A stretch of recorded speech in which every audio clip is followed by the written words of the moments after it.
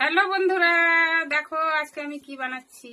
এই দেখো মোমো, দেখো বানিয়েছি। কেমন হয়েছে আমার মোমো। আর এই যে মোমোতে ভরলাম, এই যে বানিয়েছিলাম এটা। আর মোমো দিয়ে খাবো, তার জন্য এই দেখো টমেটোর চাটনি বানিয়েছি। আর আমার দেশি জোগাড় দেখে নাও কিভাবে বানাচ্ছি। এই যে দেখো, ওটা উপর দিকে একটু, এই যে দেখো আমার মোমো হচ্ছে। তো কে কে খেতে চাও চলে আসো। আজকে আমাদের খাওয়া দাওয়া হবে এই মোমো রাত্রে।